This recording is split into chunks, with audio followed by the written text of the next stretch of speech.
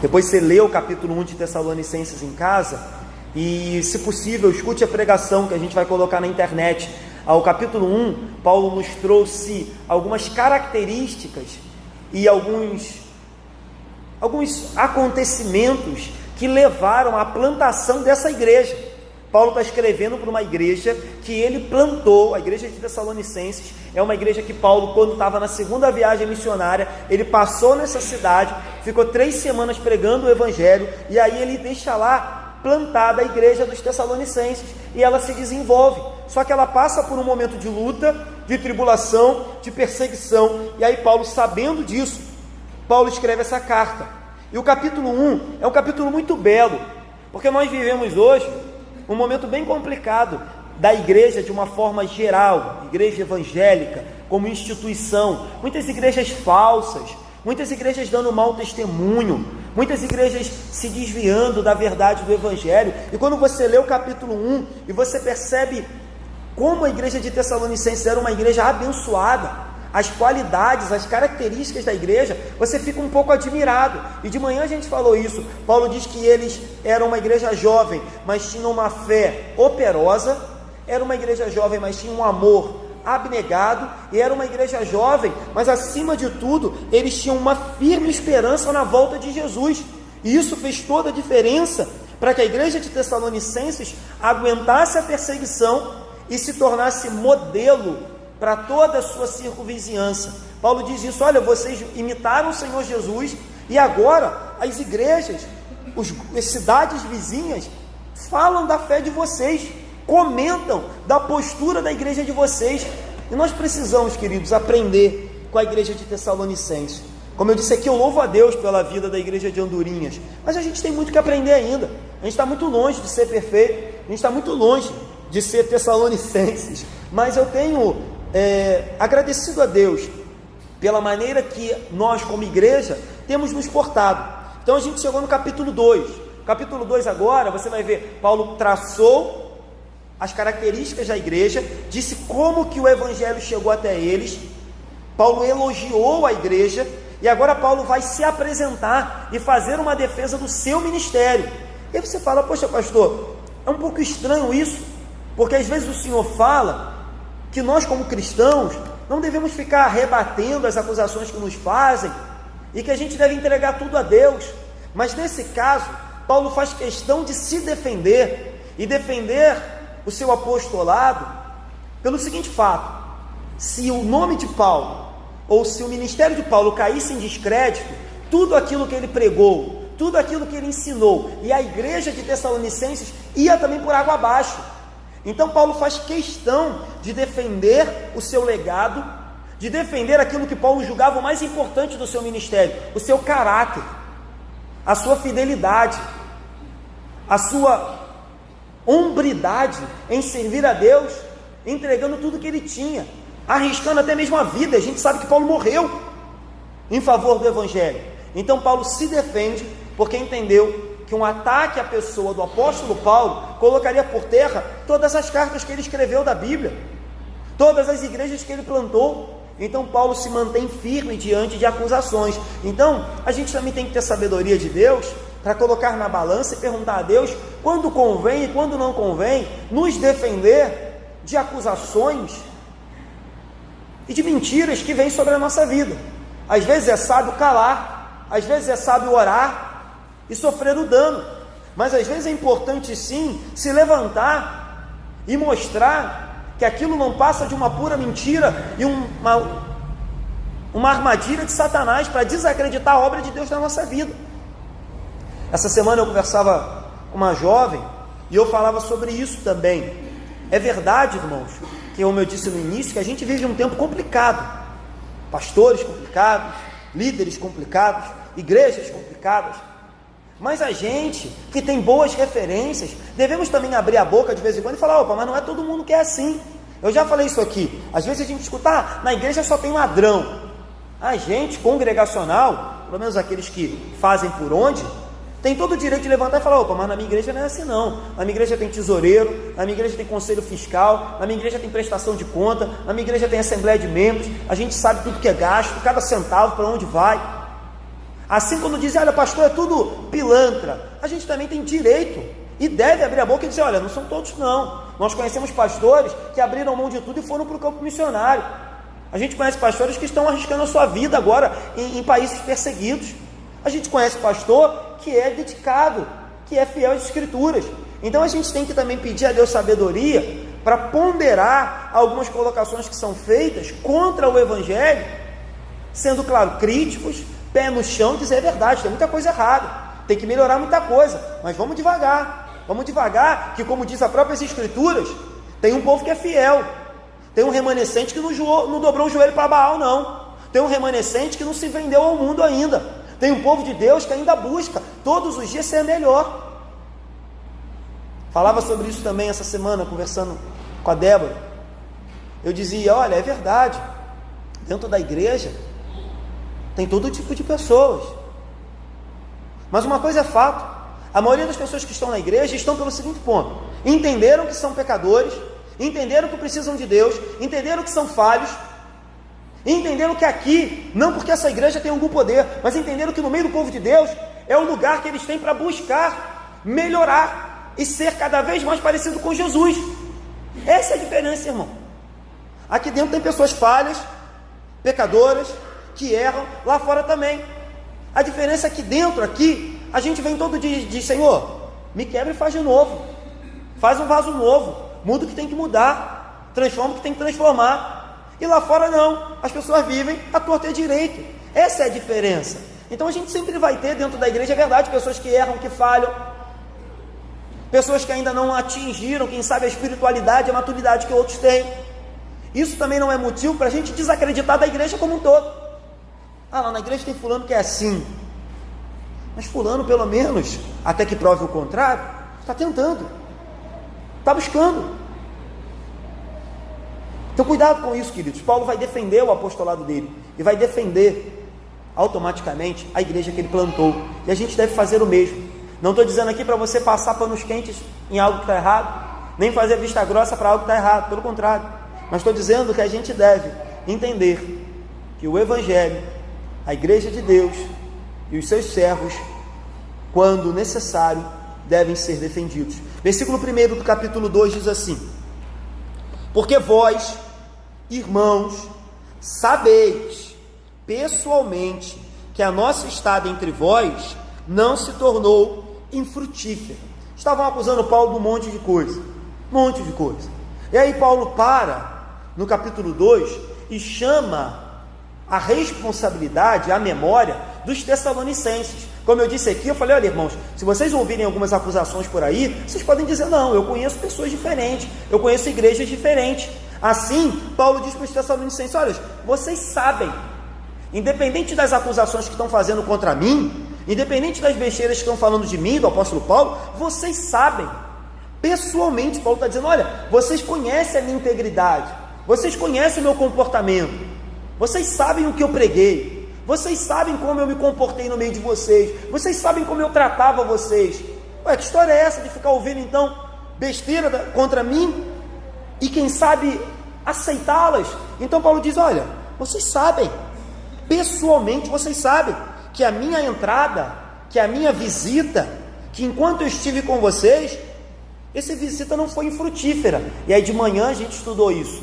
Não foi infrutífera por quê? Porque Paulo disse que quando ele pregou, o poder de Deus se manifestou. Ele diz assim no capítulo 1, versículo 5, porque o nosso evangelho não chegou a vocês somente em palavra, mas sobretudo em poder no Espírito Santo. Então Paulo diz, olha, vocês sabem que não foi infrutífero, vidas foram transformadas, pessoas foram curadas. Paulo ficou 3 semanas na cidade de Tessalonicenses e deixou uma igreja, 3 semanas.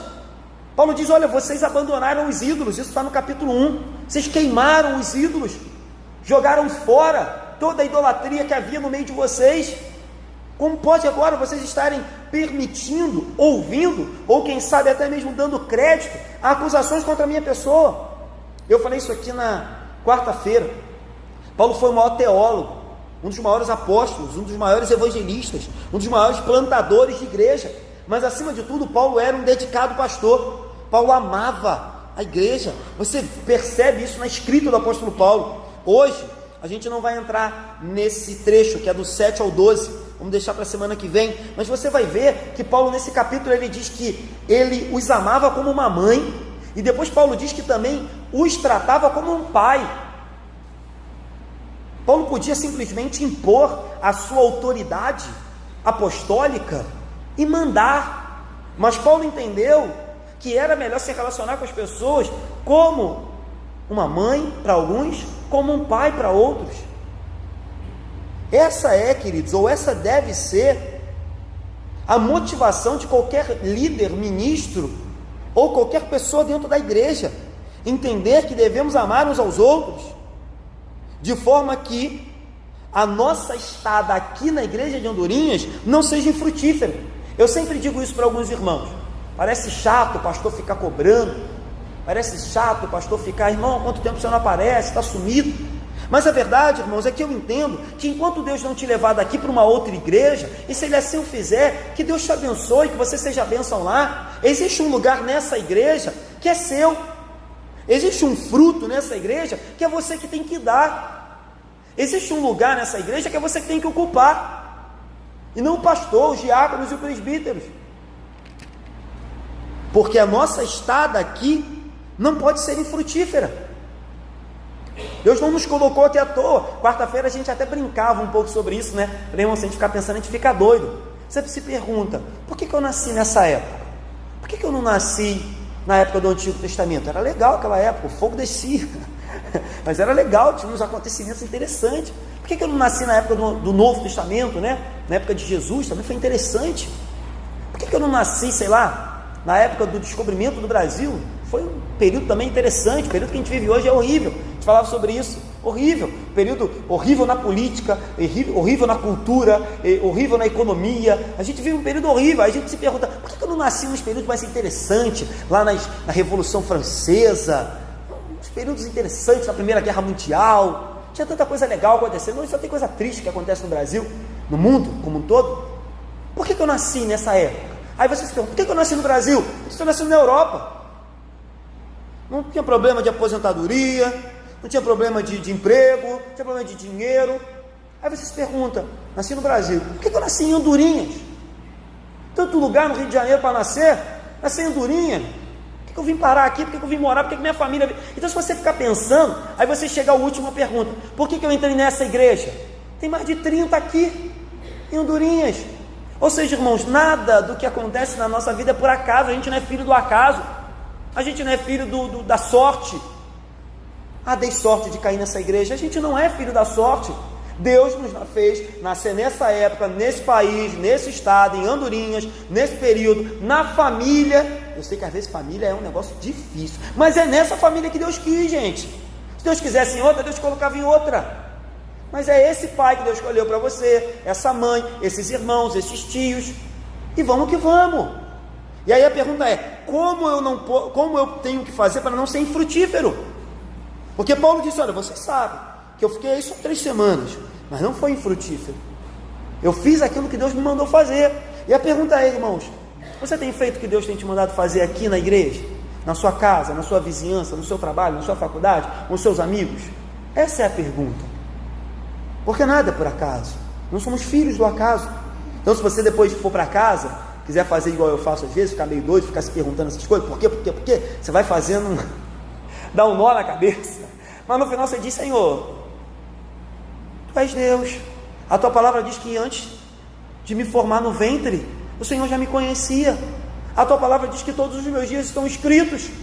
Então se foi aqui, me diz o que fazer aqui, me diz como ser bênção aqui, me diz como fazer a diferença aqui, em Andorinhas, enquanto Deus me permitir estar aqui. Então Paulo diz, olha, lembrem, irmãos, meu tempo aí não foi à toa. Versículo 2, mas, apesar de maltratados e ultrajados em Filipos, como é do vosso conhecimento, tivemos ousada confiança em nosso Deus, para vos anunciar o Evangelho de Deus, em meio a muita luta. Lá em Atos, como eu falei, a gente está com um pouquinho de tempo ainda, lá em Atos, no capítulo 17, quando Paulo começa a sua segunda viagem missionária, ele passa em Filipos. Quando ele chega em Filipos, no capítulo 16, ele e Silas são presos e açoitados. E aí vocês sabem o texto, eles começam a cantar, eles começam a entoar louvores a Deus, e de repente eles são livres. Por volta de meia-noite, eles ouvem um som, um terremoto, e eles são livres daquelas cadeias. O carcereiro se converte, Paulo e Silas pregam o evangelho, são livres da prisão. Paulo ainda confronta as autoridades e diz: como é que é isso? Vocês me prendem, me batem, me mantêm agarrado a noite toda, agora de manhã vocês querem me soltar assim como se eu fosse um qualquer um? Eu sou cidadão romano. Que história é essa? Que arbitrariedade é essa? E aí Paulo, tendo tudo para pegar a mala dele e falar: Silas, vamos voltar para casa que o negócio está feio, vamos viajar numa outra época, depois a gente volta. Paulo vai para Tessalônica. Chegando em Tessalônica, você fala: vai ficar mais tranquilo. Não, o bicho pega de novo. Paulo começa a pregar nas sinagogas dos judeus, começa a arrumar problema, as pessoas começam a se converter, começam a perseguir Paulo, invadem a casa de um homem que Paulo estava, prendem esse homem, Paulo se esconde, Paulo foge, vai para Bereia. Em Bereia, Paulo começa a pregar de novo o evangelho. Esse era o apóstolo Paulo. Então Paulo diz: olha, vocês sabem que mesmo maltratados, mesmo perseguidos, mesmo até tendo problema em Tessalônica, a gente não se abateu. Pelo contrário, ele diz: tivemos ousada confiança. Confiança em quem? Confiança do que o Deus que chamou, o Deus que os enviou, iria sustentá-los. Paulo tinha firmeza, Paulo estava destemido, sabendo que aquele que o sustentava era o Deus que havia o chamado, aquele que o sustentava era o Deus que havia mudado a sua vida, irmãos. E aí, de novo, olhando para a vida de Paulo, eu tenho certeza que grande parte dos irmãos que chegou aqui nessa noite, talvez esteja passando por um momento de perseguição, de tristeza, de luta.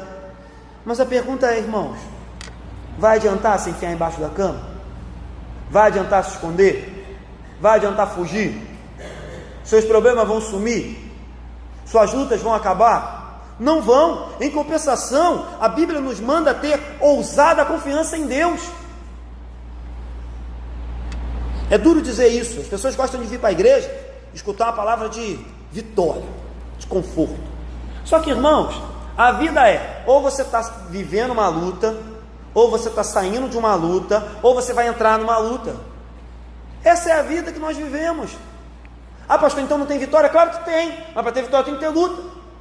Ah, pastor, então não tem alegria? Claro que tem. E quem disse que não há alegria no meio da tribulação? Paulo disse isso de manhã: vocês receberam o evangelho com alegria no meio da tribulação. Esse é o evangelho. Essa é a vida que o Filho de Deus nos chamou a passar, até que Ele volte para nos buscar. Ah, pastor, tem paz? Claro que tem paz, irmãos. Mas é paz em meio à guerra. Vivemos uma guerra espiritual. Vivemos uma guerra contra a carne, contra o mundo, contra Satanás. Mas Paulo diz: olha, parem de ouvir os críticos, parem de olhar o tamanho das ondas, parem de olhar o tamanho do gigante, parem de olhar o tamanho do deserto, parem de olhar aquilo que o médico disse, aquilo que os exames disseram, aquilo que o teu chefe te disse. Pare de olhar aquilo que as pessoas te dizem. Olhe para o Deus que te chamou, e Ele te dará ousada confiança. Ele diz: nós tivemos ousada confiança em nosso Deus.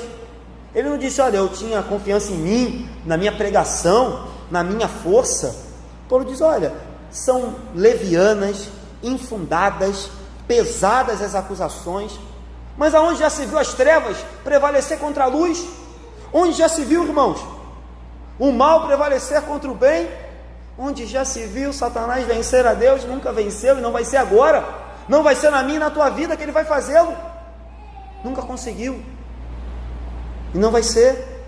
Olhemos para as promessas, para os exemplos da Bíblia, para os homens da Bíblia, como a gente de manhã, a Ilana falou aqui dando aula. Abraão, o pai da fé, um homem de oração, homem como a gente, homens como eu e você, mas que nos servem de exemplos para ver que se Deus cumpriu as promessas na vida daqueles homens, e Deus não muda, porventura alguma coisa demasiadamente difícil para Deus? Não há. Eu sei que o nosso coração é frágil, eu sei que a gente é um pouco temeroso, mas não há nada difícil para Deus. Ele não muda, não há nada que Ele não possa fazer em nosso favor, assim como Ele já fez. Eu tenho repetido isso aqui na igreja. Deus já fez, entre aspas, porque para Deus não tem nada difícil, Deus já fez o mais difícil, que era ir à cruz por meio do seu Filho, derramar o sangue e nos salvar. Essa era a obra mais difícil, salvar pecador. Essa era a obra mais difícil, pegar um Deus santo, que não pode ter problema, não pode ter contato com pecado, pegar um monte de pecador e uni-los, reconciliá-los, nos levar de volta para casa. Se o mais, entre aspas, difícil Deus fez, qual é o meu e o teu problema? Qual é a crise que a gente tem vivido? E a gente vive sim, muitas crises, mas uma coisa eu sei: o Deus que nos chamou, nos regenerou, nos salvou, nos justificou, tem nos santificado, é o Deus que peleja as nossas guerras, é o Deus que vai à nossa frente. Versículo 3, Paulo diz assim: pois a nossa exortação não procede de engano, nem de impureza, nem se baseia em dolo. Paulo pregou um evangelho puro, quando ele diz: a minha exortação não foi enganosa. Paulo viveu uma vida pura, quando ele diz: não tinha impureza. E Paulo também viveu, ou usou métodos puros, quando ele diz que ele não se baseava em dolo. O que Paulo está dizendo aqui? Paulo diz: olha, a mensagem que eu preguei não tinha engano, a maneira como eu me portei no meio de vocês, o motivo pelo qual eu fui até vocês não era impuro, e os métodos que eu usei para pregar o evangelho e convencê-los da verdade não era malicioso. O que Paulo está dizendo é: a todo momento a minha ida até vocês tinha um único intuito: trazê-los para a verdadeira luz de Cristo Jesus. Não tinha impureza, não tinha engano, não tinha dolo. Não foi buscar benefícios para si mesmo. William Hendricks, um teólogo, diz que naquela época, é engraçado que naquela época de Paulo, eu acho que não mudou muito, diz que havia muitos ilusionistas, feiticeiros. Quem não lembra aqui de Simão, né? O mágico, charlatões, trapaceiros, ambulantes, que vendiam todo tipo de mentira e de fé para enganar as pessoas. Então, quando Paulo chega com o evangelho, ele faz questão de mostrar que ele não era um charlatão, que ele não era um embusteiro, que ele não era um mentiroso, que ele não era um vendedor da fé. E aí eu repito, acho que não mudou muito. Quando a gente liga a televisão, quando a gente liga o rádio, quando a gente vai para a internet e percebe como as pessoas têm usado de lado para impressionar, mentir, enganar as pessoas, irmãos, não está no gibi. E é impressionante que algumas pessoas inteligentes, estudadas, se deixam levar às vezes por homens e mulheres que não estão a serviço de Deus, mas estão a serviço dos seus próprios interesses. No versículo 3, então, Paulo pega e mostra que as 3 acusações contra ele eram infundadas. E agora ele vai começar a fazer contrastes entre verdade e mentira e vai encerrar esse trecho que a gente vai estudar hoje. Versículo 4, Paulo vai trazer o primeiro contraste. Paulo diz assim: pelo contrário. Então ele começou dizendo assim: olha, eu não tinha engano, eu não tinha impureza, eu não tinha malícia. Pelo contrário, ele vai explicar agora o que é então pelo contrário, qual era a postura dele. Pelo contrário, visto que fomos aprovados por Deus, a ponto de nos confiar a Ele o Evangelho, assim falamos, não para que agrademos a homens, e sim a Deus que prova o nosso coração. Irmãos, entenda uma coisa: Deus é o autor do apostolado do apóstolo Paulo. Deus é o autor da nossa salvação.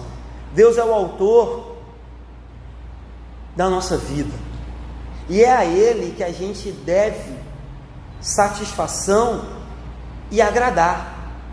Paulo diz, pelo contrário, eu fui aprovado por Deus, tanto fui, que Deus me confiou pregar o Evangelho. E aí, irmãos, claro, num nível bem abaixo do apóstolo Paulo, todos nós aqui fomos aprovados por Deus, e temos o privilégio de pregar o Evangelho, ainda que com simplicidade, ainda que você não consiga preparar uma pregação, mas eu já disse isso aqui, não há nenhum irmão dessa igreja que não consiga encontrar alguém na rua e não consiga explicar para ele quem é Jesus, o que Jesus fez pela gente, quem é o Salvador, o que Deus requer do pecador, fé e arrependimento, como Deus fez para nos transformar.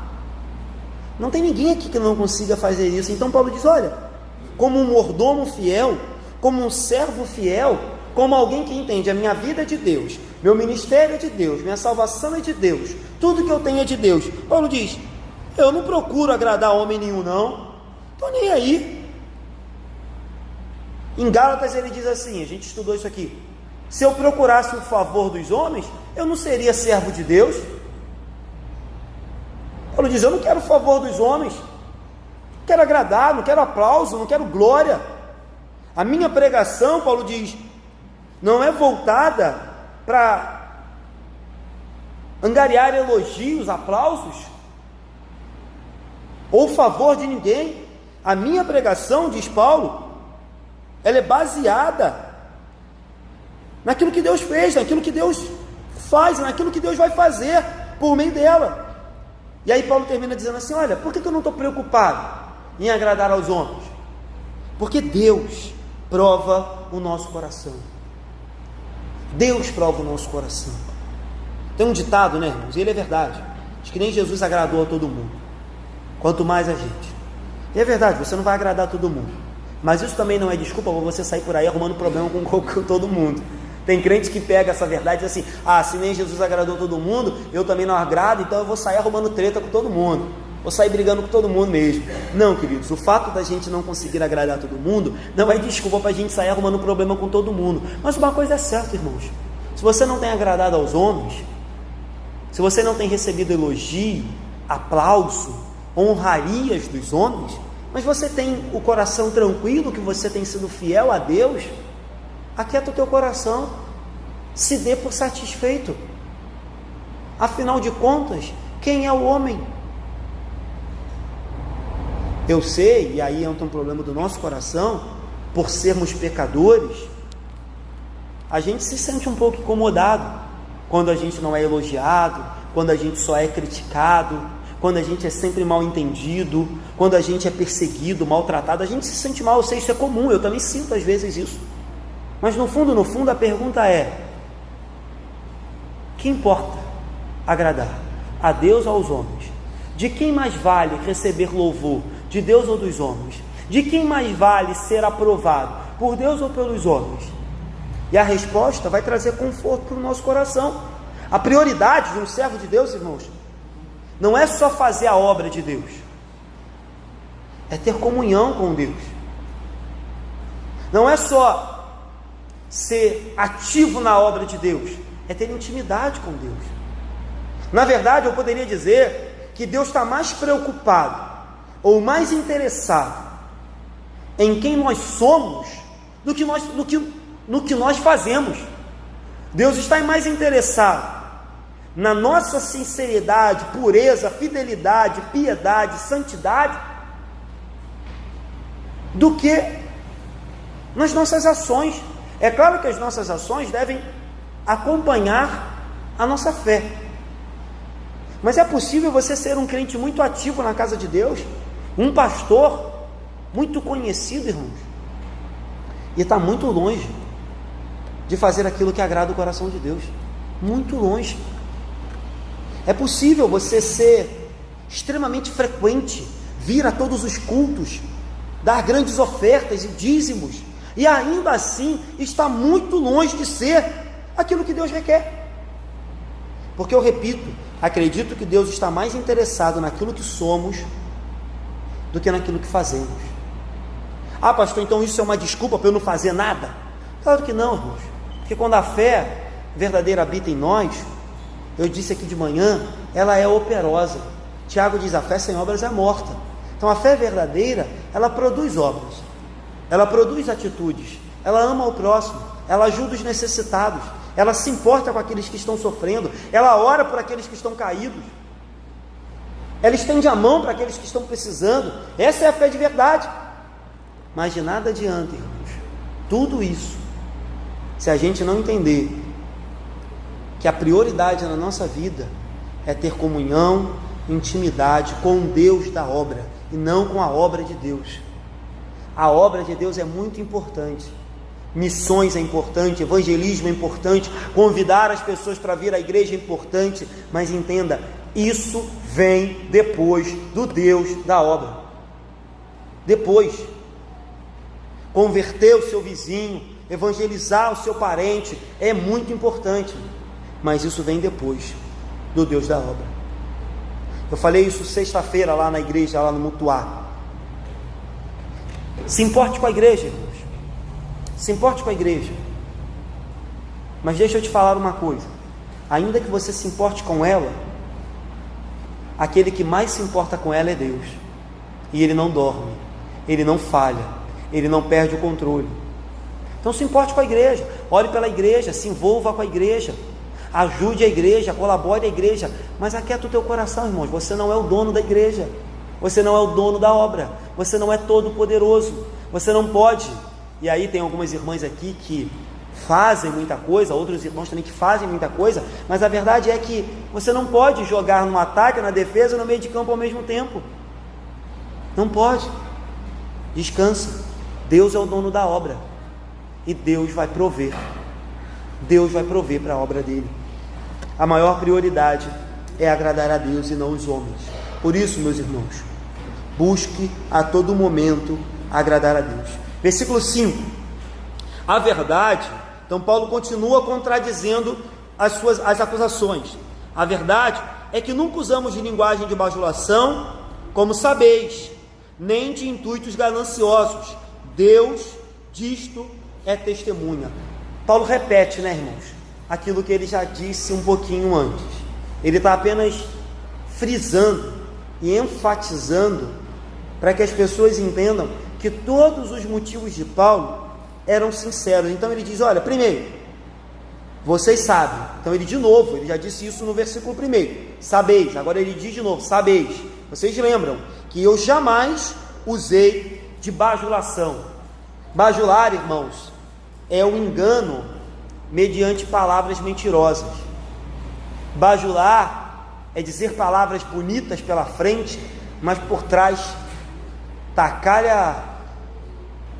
a acusação. Bajular é ter palavras doces pela frente, mas por trás duras acusações. Bajular é sorrir pela frente, mas apunhalar por trás.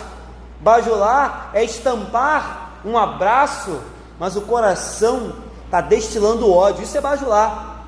E eu lembro, né, alguns irmãos aqui sabem, eu fui militar por um tempo, e eu via muitos colegas bajulando superiores, porque quando bajulavam superiores, você conseguia cargos melhores, serviços melhores, escalas melhores.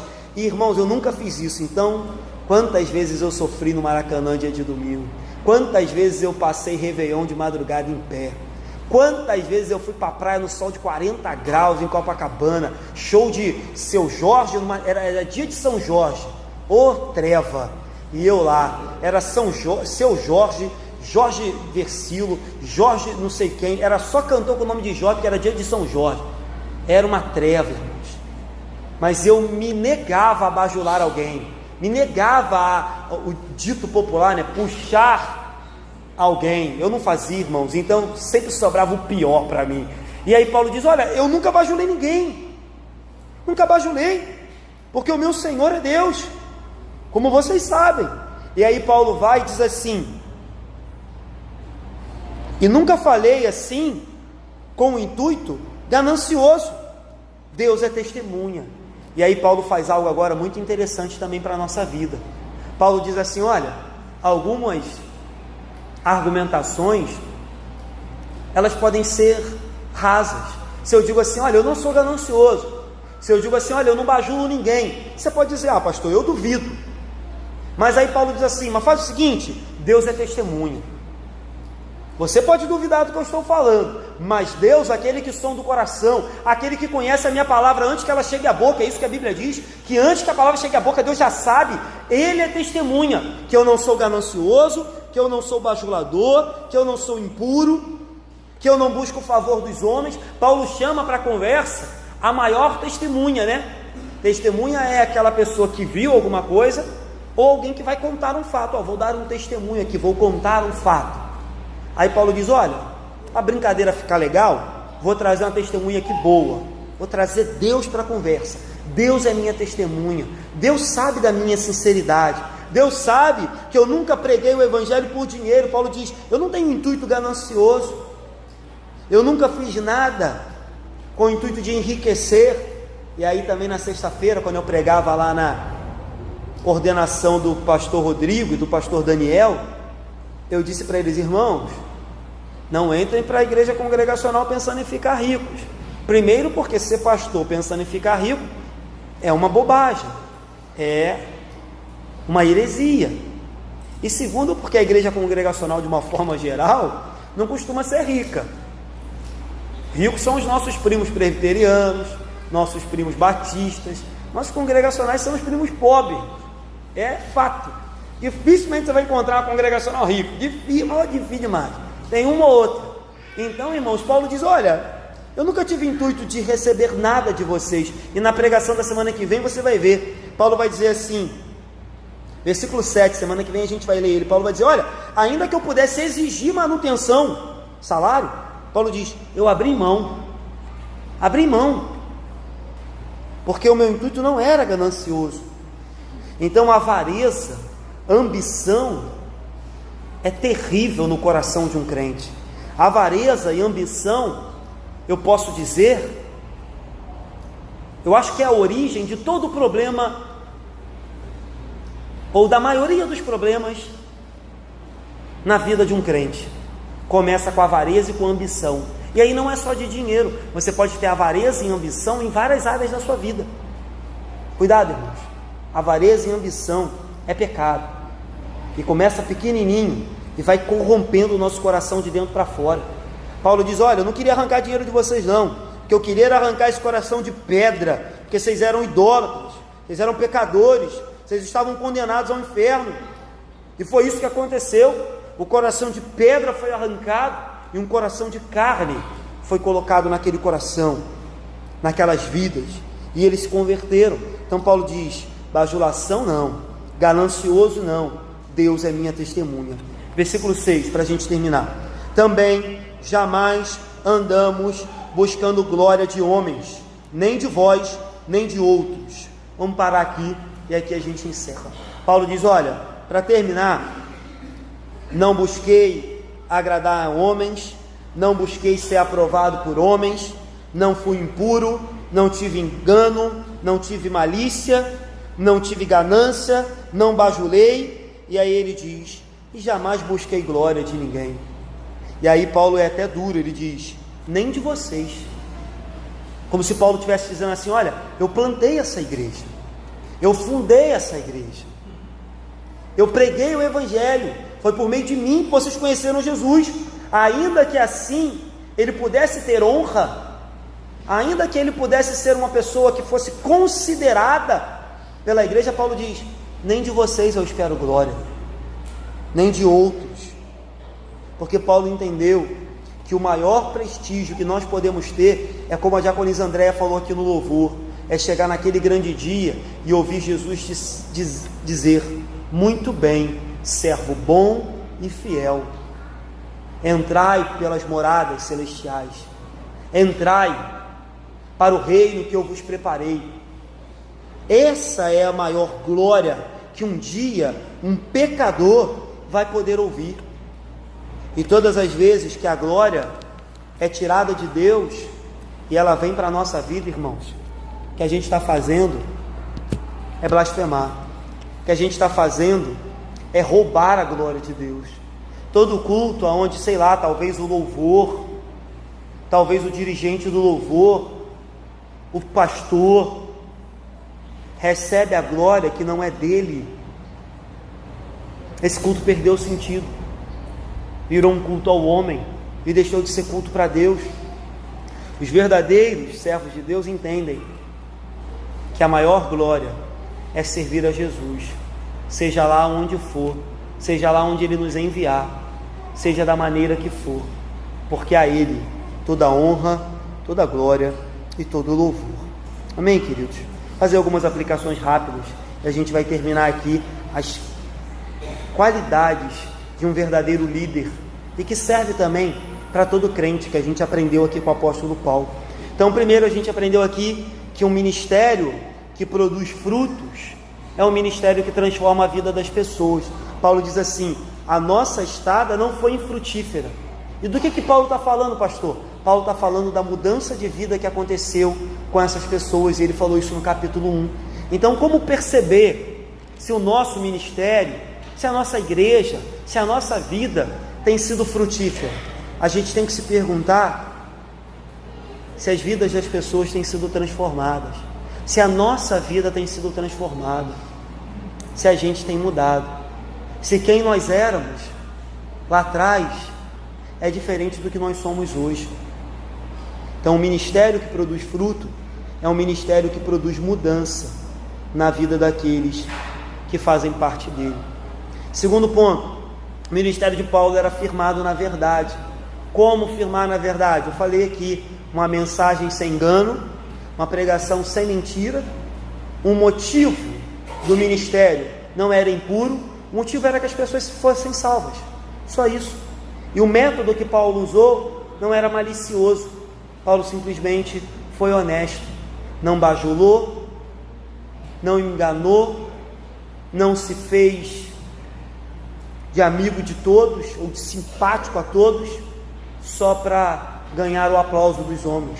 Então esse é um ministério firmado na verdade, quando a mensagem não é mentirosa, quando o motivo que nos faz vir até aqui não é impuro, e quando o método que a gente usa para mudar a vida das pessoas não tem segundas intenções, é simplesmente que elas conheçam Jesus. É bom ver a igreja cheia como está hoje? É bom, mas pouco importa. O que importa é que a cada domingo, independente se vem 30, 70, 100, eu tenho a certeza de que as pessoas saíram daqui pelo menos um pouquinho diferente de como elas entraram. Não pelo que eu falei, mas pelo que o Espírito Santo fez. É isso que vale. É isso que vale. Não agradar a vocês para que vocês voltem no domingo seguinte, mas falar aquilo que vocês precisam ouvir, não aquilo que vocês querem ouvir. Quarto ponto, Paulo entendeu que era um servo aprovado diante de Deus, e um servo aprovado diante de Deus não precisa ficar buscando a aprovação dos homens. Quarto ponto para a gente terminar, Paulo também entendeu que mesmo sendo aprovado diante de Deus, ele tinha que ser irrepreensível diante dos homens. Então o fato da gente ser aprovado por Deus não nos dá liberdade para a gente viver uma vida corrupta, pecadora, e que abre margem para as pessoas falarem mal do Evangelho. A gente busca a glória de Deus, a gente busca ser aprovado por Deus, mas irmãos, não dê motivos para que as pessoas também escarneçam de Jesus, porque a gente é aprovado diante de Deus para ser irrepreensível diante dos homens. Ai daquele, não é isso que Jesus disse? Ai daqueles por quem o escândalo vier. Ai daqueles que fizerem tropeçar um desses pequeninos. Palavra dura, mas que a gente aprenda que melhor é o favor de Deus do que dos homens. Amém? Vamos terminar?